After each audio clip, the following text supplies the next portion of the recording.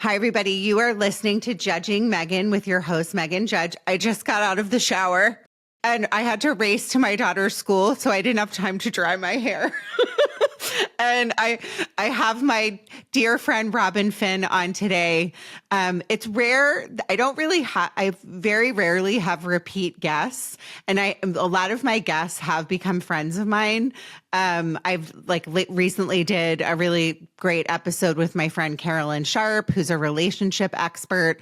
Robin is a book coach, and we're going to talk a little, and an author, and we're going to brag about Robin throughout. But what I love is we were having this conversation a week ago, and I just said, you know what? I'm going to push somebody, and I shouldn't say that. The person had to miss this week. So I was like, I have an opening. We move them to another date. Why don't you just come on and we'll record this week for it to come out for International Women's Day, which, by the way, is tomorrow. This episode will be out Tuesday, so we'll be a few days late. And this is just going to be a gab session with two like-minded, fabulous women. I'm going to say that I'm fabulous, Robin. Welcome to the podcast. We've all been put here for a reason, and we all deserve acceptance. Judging Meghan with Meghan Judge. I'm a trauma survivor from a really young age, and I have been diagnosed with complex PTSD in the past few years. I've been surrounded by death and abuse much of my life. I've been dragged through the mud and have been to the point of not wanting to go on anymore. Through my interviews with other survivors, I've learned that there is a way out. From recovering to surviving and thriving, we all have the strength to come out the other side. You are listening to Judging Meghan. Okay, first of all, you are fabulous. Second of all, I'm so honored to get to be a repeat guest and to get to sit and talk with you. I am such a passionate supporter of women's rights. It's International Women's Day tomorrow. And I just want to guide our GabFest by saying that it was so much fun to chat with you because in my former life, I have a master's degree in public health and my passion was women's health. And I did that before I did anything, before I became a writer. And I feel like now that it's so important that women get together and talk, and we talk about our health, our wellness, our rights, because it's so important right now that women, we make this a priority. And so it was really fun talking to you. And I hope that our conversation will inspire other girlfriends to get together and talk about this. I agree. I think it's so important. And I'm going to start with the following. I hate to go negative, but I might go a little negative. As you know, Marianne Williamson, who I was on the last episode, who I'm obsessed with and totally geeked out and was starstruck the entire time. And she was just the most lovely woman, and I loved her so much. And it was a discussion about what's going on in the world. And I feel like if we put our heads in the sand and we don't realize as women that our rights are being stripped, and so much stuff is going on, and we just go, oh, it's going to be okay. I'm not going to listen to the news, or I'm not going to read because it's just too upsetting to understand what's going on, or saying things like, maybe it's not that bad. Let me just tell you something. Somebody sent me something and then I reposted it, that International Women's Day is tomorrow, and it was erased on Google. So it is no longer showing up. So if you have an Apple phone, it always shows all the holidays. Yes, it no longer shows up on your phone. Wow. That is really crazy. And I don't think you're going negative. I think what you're talking about is that it's great you brought up Marianne Williamson. I'm also a huge fan, and I'm a spiritual, having a spiritual practice is to me important. But I think what you're bringing up, and I think it's really, really important, is how can we hold all these crazy, upsetting terrifying Handmaid's Tale-ish things that are happening to women. How can we hold that and be informed and talk about it, know about it, and have some kind of inner peace so that we don't completely lose our minds? And I think what you're bringing up is really important, because we can't afford to put our head in the sands. But so many women, and women who write with me and women who want to get creative, are saying, I can't write and I can't even think because I'm so freaked out. I'm paralyzed with fear. So like, where is that place where we can live with both, where we can be informed and not completely crazy? Well, I think too, there's a lot of, I mean, I'm on pauses in friendships over what's going on right now in my vote. I'm going to be real with that. Family members. And I never wanted to make this podcast political. As I said in the last episode, Marianne corrected me and she said, this is not political. This isn't Republican or Democrat. You and I are both we're in the middle, I think. I was an independent. Now I don't really even know what I am, because I don't want to say what I am. It's more about, I wish there was another party at this point, to be honest. But I can't not go there with you guys. And if I wanted to continue this podcast, I feel like I wasn't going to be I always want to be my authentic self with my listeners and talk about my real life and what's going on and who I am and, you know, my struggles with depression and my mental health and all of those things. And if I kind of didn't talk about my feelings on what's going on in the world with Trump and Elon Musk and all of this stuff and our rights being stripped away, and if you think I'm catastrophizing this, I'm sorry, but I'm not. I mean, this is factual information. I have to keep talking about it for now. I think that's really important. It's been a long idea in the feminist movement that the personal is political. The personal is political. You can try to stay away from, you know, partisan politics, but the fact is, if you're a woman in this country and you are seeing, for example, abortion rights, let's go there, being taken away. As I said, my background is in maternal and child health. And when I was a graduate student in public health, I worked for International Planned Parenthood. I went to Central America and talked about educating health educators about how to talk to women about their birth control options.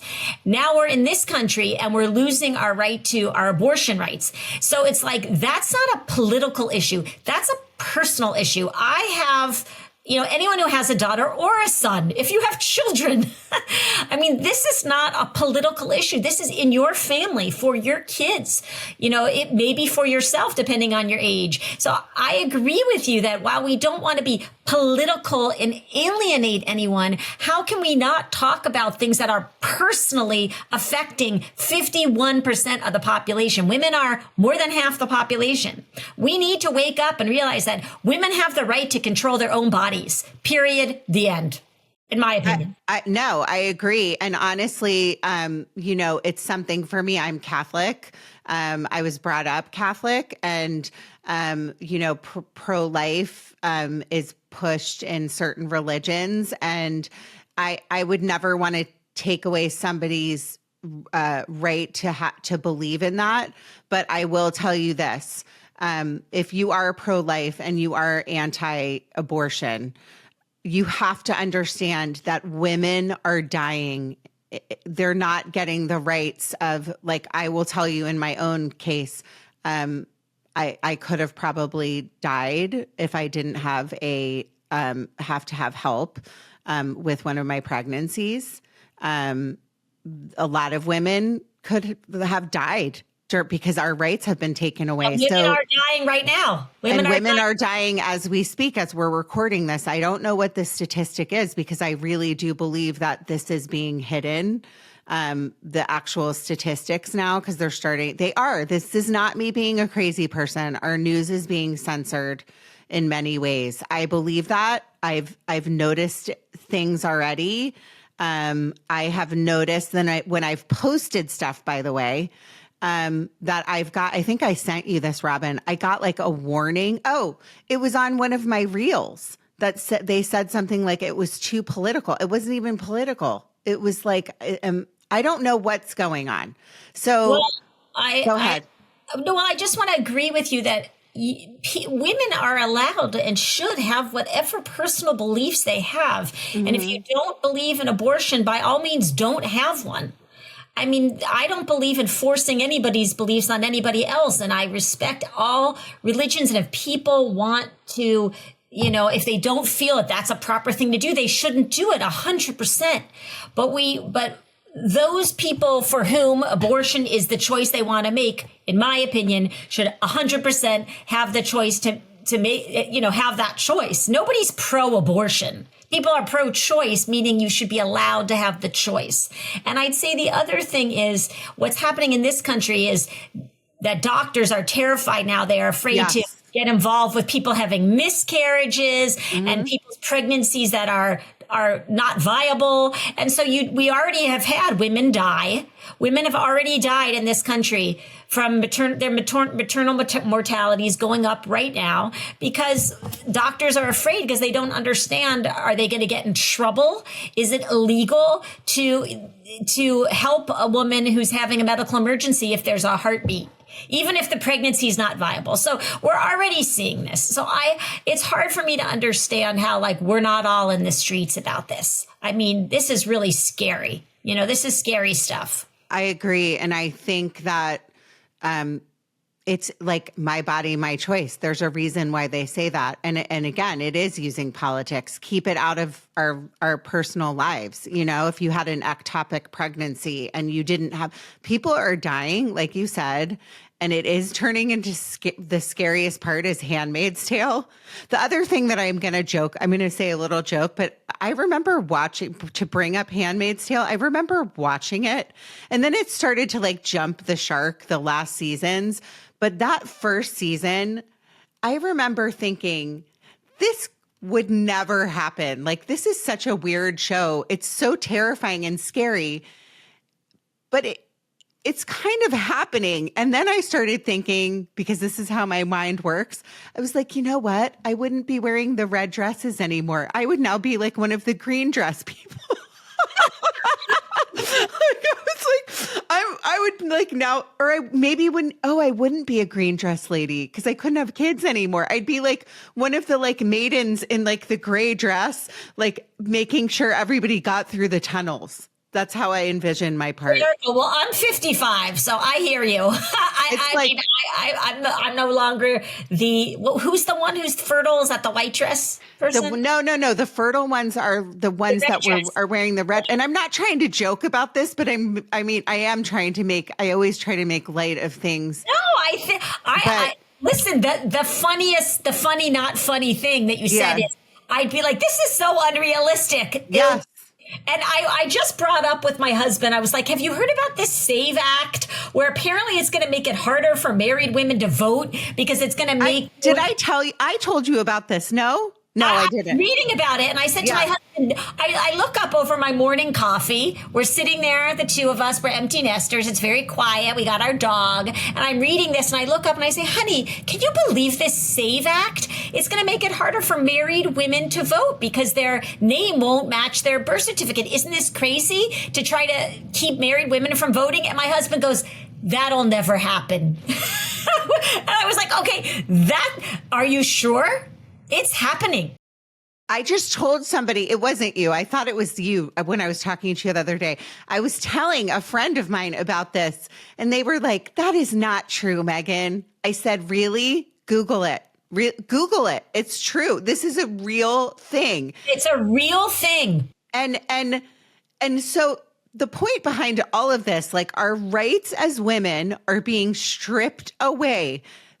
They want us to not vote because they know that the majority of women do not vote for Trump or did not, or maybe they're saying that they did, but I still don't believe that the majority of white women, they're saying the majority of white women voted for Trump. Is that statistic correct? I can't, I'm not sure about that, but I will say this. One of the things that really surprised me about this election is that how many people seem to vote against their own self-interests. And that Trump really captured voters who are voting against their own interests. And I can only say that if you're a woman who is concerned about women's rights and voted for Trump, then again, I would say consider the fact that you are voting against your own interests, because Trump is not here to protect women's rights. He's not. He can tell you whatever he wants, but the proof is in the actions, and women's rights are under attack right now. Yeah, 100%. So I think that's why when you and I were chatting, we came up with this idea to kind of have this episode. And, this isn't meant to be well, I don't know if it's not meant to be an episode where we're just bashing, but it is, it's meant to be an episode where I'm asking my listeners, many of whom are female, or I have trans listeners, I have male listeners, I have thank you listeners. I love all of you, but I'm asking the people that identify as female to really think about talking about it, talking to each other, communicating with your friends. Getting factual information is so important right now. I've said this before. So if you're somebody that's just sitting at home and you're watching MSNBC, or you're watching CNN, or you're watching Fox News, please know that those news networks, might skew a certain direction. So it's really important to while we still have NPR, listen to NPR, do your research, read up on what's happening, in the world, in other publications, listen to podcasts like my own, but there's a lot of them out there, that are, factual information, and they're not skewing audiences like, Joe Rogan, or, there are podcasts out there that are skewing a certain direction. Any thoughts on that? Well, I think, I guess I think you're right that it's actually really great to check in on CNN and Fox News. I do. I actually told you I do that. Yeah. And to read the New York Times and check out, the Wall Street Journal. And so you can make your own decisions. And it's my hope that by us as girlfriends sitting around and talking about this, that women will think, I really should be willing to bring up these topics with my friends and talk. It starts with talking about it, and the next thing would be taking action. But if we're not really willing to talk about it because it's uncomfortable, you don't want to upset somebody, we can talk about things and have different views even, and be able to talk about what brings us together. I would like to think that women on all sides of any party are concerned about healthcare for women, our wages, all these things that are so important for women in this country. Does it matter if you're a Republican or a Democrat? I would hope not. I would hope that we can find the ways that we can sit around and talk about this. And I think to your point, it just comes back to some people don't want to talk about it or listen to it on a podcast because they don't want to be upset. And that's where we get back to self-care. How can we be upset and be activated and be informed and also not lose our minds? Because there are, Meghan, a lot of people who feel like my mental health is plummeting. I think, okay, great point. So I don't think one of my best friends would be mad at me for this. So one of my very best friends is a gay man, and he's struggling. I mean, I think a lot of gay people are struggling right now with what's going to happen. Are we going to be put in paddy wagons again, and they're taking away our right to marriage? It's really making people spiral and live in fear. And it makes me question, is this what they want? I can't help but wonder if this is what they want. Why? We're hated right now in countries where our allies, and our allies are saying we hate Americans. Or many of our allies are saying we still love Americans. We feel sorry for you. Get a new president. There's that kind of stuff happening. Yeah, my cousin is Canadian, and I saw on her page, a lot of my family's from Canada, and I saw on her page, she wrote something about her deep disappointment with Trump. And one of her Canadian friends said, it's so sad that our American neighbors like hate us. And I had to go on there as an American and say, I just want to say that most Americans love our Canadian neighbors. And many of us are ashamed, embarrassed, horrified, and activated about how our president is behaving. And just not to want to feel misinterpreted, to have our allies think that we, the people, hate them, because we don't. I mean, it's like we don't want them to be the 51st state. We want them to be their own country. We want, France, like all of these places that I've traveled and been in my lifetime, and to be just kind of be like labeled and we're tearing your own country away from you. It would be like if somebody just was like, all of a sudden got into power in Canada. I'm going to say that. And then suddenly they're like, oh, America is going to be part of Canada now. And we're all just supposed to be like, okay, no problem. Like, when do we start? You know? And I think this gets back to how you were talking about watching the Handmaid's Tale and being like, this is really far-fetched. I think in a way, what do you think? I think in a way, as Americans, we've gotten lazy. We're so used to, counting on our democracy that maybe we're blind to the fact that things are really scary. Our republic is kind of coming apart right now. I think it's a great point. When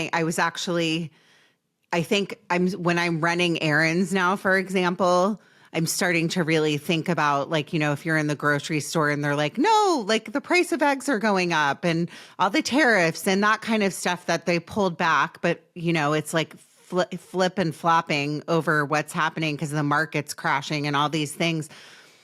You start to really, I at least did, I was really starting to think about like taking things I take for granted, right? Yes. Just like clean water, for example, like being able to take a hot shower, being able to go to the store and buy whatever I want, getting like the kind of detergent I want, things like that. Like I'm going to say me, I take things for granted all the time, every day, having roads that we can drive on and, being able to go out to dinner. Like that's something I was talking to my friend about. I think many Americans don't realize the tariffs and all of these things that are happening. And maybe they go to dinner or they go bowling every weekend. I'm just talking about people maybe in like middle America that like struggle and live paycheck to paycheck, but they have that like dinner, they have that date every weekend. Well, what's going to happen when that dinner and that date, you can't afford it anymore? I mean, it's like stuff that we take for granted is people are really going to be hit hard with this stuff. And that's the scariest part to me.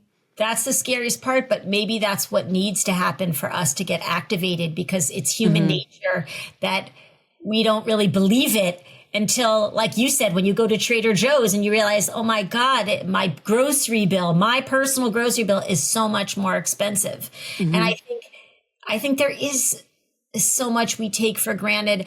I was really struck by this article I read yesterday about how people who are against the president and are not happy with his policies are not speaking out anymore because they're so afraid of retaliation. They're afraid of both of his hordes of online people coming after them, death threats, all kinds of retaliation. And I was reading this article thinking, I take for granted it's a free country and we're allowed to criticize our president. And but what do you do when your president is aligned with the richest man in the world? And if you say something or do something they don't like, they'll mount a primary challenge against you. You'll get death threats. I mean, this is like our slow slide into authoritarianism. And this is where I feel like we take for granted that we're a democracy, but democracy has to be constantly supported every day. It's not like you're a democracy and now you're a democracy forever. And I feel like right now we as American citizens are being called upon to really think about what's happening in our country. And do we need to wake up and really start paying attention? I know there's so many of us that people are starting to wake up. And I would say that this is, in my opinion, good versus evil, like what's the right thing to do? As human beings, I'm not saying people that voted for Trump are evil. I know there's a lot of really good people that voted for him, and maybe it was about their religion, or it was about, there's all kinds of different reasons why people voted. And I don't want to villainize people that did that, because I think what's the point of doing that? What I'm trying to say to any listeners that might be listening and haven't shut it off yet and did vote the way that they did, to really think about it. Think about like where we're headed, what's already been shown to you in this past month and a week of what's happened in the country. And like if, for example, I voted for Kamala, I think I've always in my life questioned all kinds of things. That's part of being a human being. When you make mistakes, for example, I did something this past week I really had issue with. And when I go on my walks, I kind of like think about things that are happening in my life. And I won't really go into the story, but it's something that happened. And I was like, I don't like that this person is walking around thinking that I did this to them or I said something negative. So I need to hold myself accountable with my conscience and pick up a phone and call that person. And so I did. And P.S. everyone knows I'm heavily flawed that listens to this, and I'm not always the nicest person, I'll tell you that. But I did. I held myself accountable. And when I hung up the phone or I left the message, I felt so much better about me as a human being. And so, like, for example, if Kamala was the one in office making these decisions and doing these things, I would have a problem with it. I wouldn't be like, it's about blue or red. I wasn't like the hugest fan of some of the things that Joe Biden did. I spoke up about them. So I think, to my long-winded point, what are your thoughts on that? Well, first of all, who among us isn't heavily flawed? Yeah. And I give you I acknowledge you for being willing to look at, how am I acting in ways that really don't feel right for me and wanting to make amends. And I think that's really important. And I guess I wish Marianne was here to weigh in on this, but I guess one thing I would say about the good versus evil is that I do feel that part of what's going on is a desire to have us all hate each other and be like, you're good and I'm evil, or you're evil and I'm good. And I guess I wrote about this in this piece for the Sunday paper. I got asked to write, what would you do if you were president? And I'm like, oh my God, I have to go back to my political science degree in college and think about this. But the thing that really came forward to me, and I wonder what Marianne would think about this, is that I think there's so much more that brings us together, all of us in this country. Like you said, the price of eggs, wanting to be a good person. How are we going to have friendships? Can we afford our lifestyle? Wanting our kids to be educated. Like, I don't feel that these are Democrat or Republican issues. Don't we all want to live in a safe city with nice roads and a good school and a good future for our kids? And instead of talking about these things that we all have in common and how can we make this happen, we're stuck on these fringe issues that we feel very differently about. And I feel like, can we move away from that and look at what is the big picture? Meghan, you and I are moms. It's like, we want our kids to get educated, be happy, be safe. I don't want them to get any kind of illnesses. I care about like our public health departments. I care about our education. I don't want to have to go to Trader Joe's and have double my bill. I want to pay my mortgage. Like, don't you think most of us care about these things? Mm-hmm. So I think this idea of like vilifying each other also troubles me, because I feel like I think we all have a lot more in common, which is just I want to have like a nice, affordable, safe lifestyle for myself and my children. I think most people feel that way. That's what's so confusing to me, I guess, at the end of the day. It's like, our people, like what we brought up earlier, so many people of like the older generation are just sitting in front of a TV. And I'm telling you, they're lying to you. If you're sitting there watching Fox News, so much of what they're saying is a lie. I see it. It's not, they've even admitted that they're not real news. I mean, Ted Koppel was being interviewed by one of the, I can't remember which one. And he was like, we're an opinion network. Well, I guess they all are opinion networks, but I kind of thought to myself, well, you're lying to people, and it's not their fault, by the way, because the news growing up, like if you grew up in the 60s and something happened, like, JFK got shot, right? And they all, like, my dad would come home from work when he was alive and he would watch the news every night. And so it's like a generational thing where that's like a trusted source is the news, like where they were getting their news, right? I think you're really drilling down to like the main point. And if we talked long enough about it, the bottom line is it's about disinformation and about, who do we trust anymore? I mean, I'm kind of scared about AI because now we're going to be able to make like videos and voices and what is real? They already are. I just did an episode about AI actually recently. Yeah. So I think when it comes down to it, it's all the disinformation. And it's like where you and I just talked about, like maybe checking Fox and the New York Times, getting your information from different sources. Because I do agree with you that people, if you sit at home and you're plugged in to Fox News, you live in one reality. And then people who are just watching CNN it's like we're living in completely different realities. Yeah. And then it also does get like, if I sit there and I watch too much of it, I get all fired up. So that's what they want. They're like planting these seeds on whatever it is, network, that people are going to be like, I'm so angry at this. I'm not going to like change my mind about it. And that's what's happening. And that's what's so scary is it's like people are being brainwashed. And then you brought up the great point of AI. There's so many things out there right now. I'll give you an example.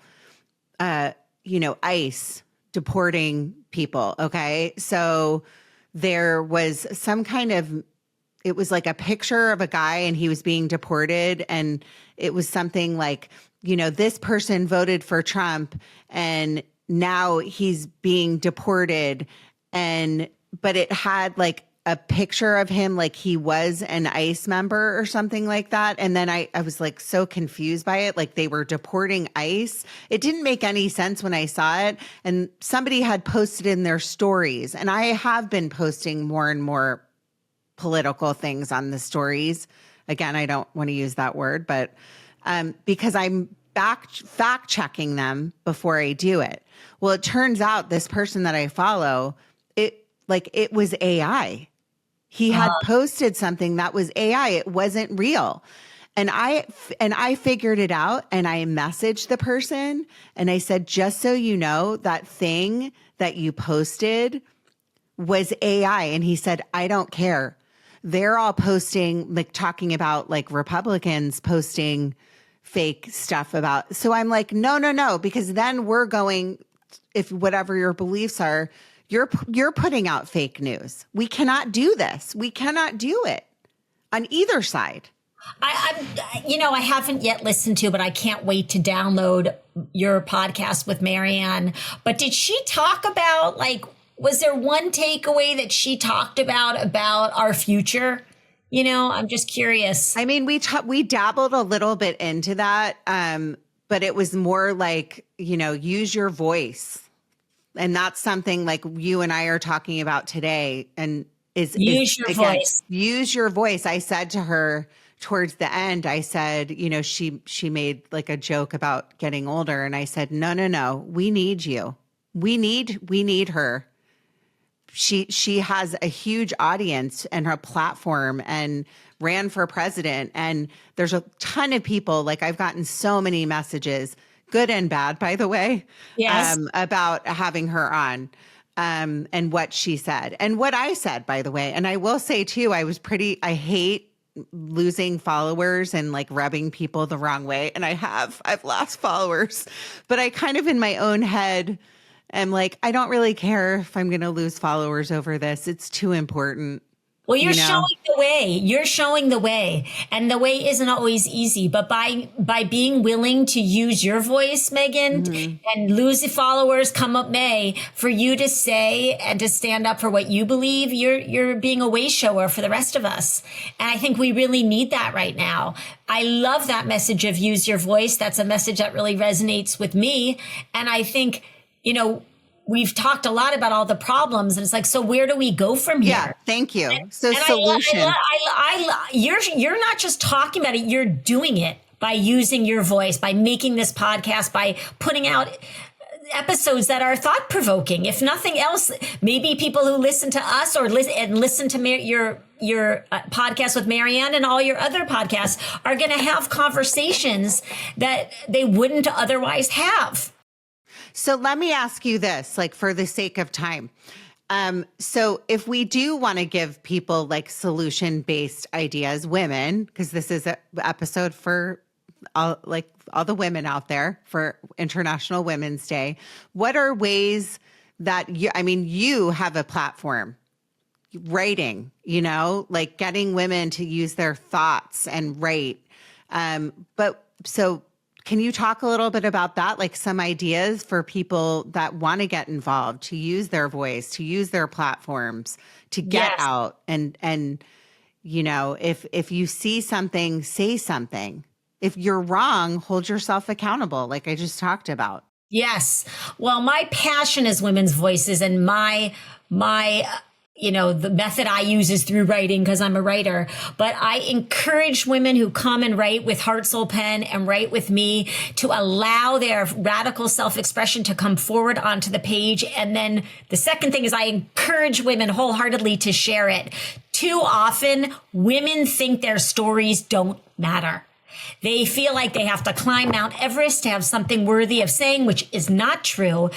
We just talked about the personal is political. Your experience as a mother, as a worker, as a wife, as a partner, your experience as a daughter, your experience in the world is important. It's so valuable, and women are desperate for other women's voices. I encourage women to write because I'm a writer, but you can have your mode of self-expression is up to you, but I encourage women to write because I believe everyone has a creative voice. And the thing about writing that's so great is that it's inexpensive. You don't need to go to a fancy place or pay a lot of money. You just need a pen, a piece of paper, and some guidance. But I think women getting their voices onto the page, understanding what they have to say, and then sharing it is so powerful. It's so powerful. And I want women to throw off the chains of thinking my story isn't important. It's not worthy. That is not true. That is a limiting belief. Your story is important and we need to hear it. I love it. That's my soapbox. I also think it's important think about as we go through history and you think about like the Anne Frank diaries, if we didn't have that piece of history and that work of her diaries. Think about what would be lost. What would be lost. And so I think writing, like you said, is not only therapeutic, but it's such a wonderful gift to have a letter or a story or a chapter, or in my case, a book that at some point will be finished. I just think to pass that along, to be able to pass that along to our children. And at some point, you never know what people will read and understand about history not repeating itself, hopefully. Right? 100%. And women, because women are often the caregivers, not just moms, but just of society, our stories are different. Our stories about, our lives are different than men's stories. His story, and the idea of having her story. But it's like the stories women have to tell cannot be told by anyone but women. And these are very important stories. And I would say, based on our conversation now more than ever. And I feel that too often I just hear women tell me all the time that they don't think it's important. And it's like, that's not true. Your story is important. And if we're not going to talk about it now, when are we going to talk about it? I mean, it's really, really important that women share what's going on in their lives and their thoughts and their feelings. And the other part of it is sometimes until you write, you don't even know how you feel. It's so true. You can be so disconnected from your own voice. You don't know how you feel. It's so true. Okay. So I keep saying, for the sake of time, I hate saying that. I don't know why there's certain things I say all the time. And then I rarely listen back to my annoying voice. But when I do, I'll be like, why do I say that all the time? Okay, I just want you to know I have to jump in. If you were in my class, you would owe me $1 because we don't self-deprecating. I always have been. Your voice is awesome. Your show is awesome. And I just want to say, embrace your greatness, Meghan Judge. Embrace that you are doing something so valuable and important. And when you write with Heart, Soul, Pen, I do not let women self-deprecate. I don't even look at their faces before they read. I'm like, that counts. Because I love it. We need to revise our relationship with ourselves as women and support ourselves, be kinder to ourselves, and see our own greatness. You know, men see their greatness no matter how great they are. Yeah. It's so true. It's so true. And thank you for saying that. That's nice. But I brought this story up once on the podcast about how I work on this now in my head. I always apologize. I'm one of those people that if I'm in the grocery store and I'm not even the one that's like going to hit somebody's cart and you're going around a corner, I'm always saying sorry. I'm always like, oh, sorry. Oh, I'm sorry. Sorry. Like I did it this morning. I was on a walk with my dog and somebody was coming towards me with my dogs and somebody was coming towards me and I go, oh, I'm sorry. I'm like, why am I saying sorry? I'm not sorry. We're taught that. You have nothing to feel sorry for. Yeah. And I like when students talk about wanting to write a book, sometimes for a long time, and they'll ask me, they'll express their frustration. And I say the only difference between women who write a book and women who want to write a book but don't is they wrote it. And I just want to say, how many people want to have a podcast, have talked about their podcast, have dreamt about their podcast, but they didn't actually do a podcast, but you did.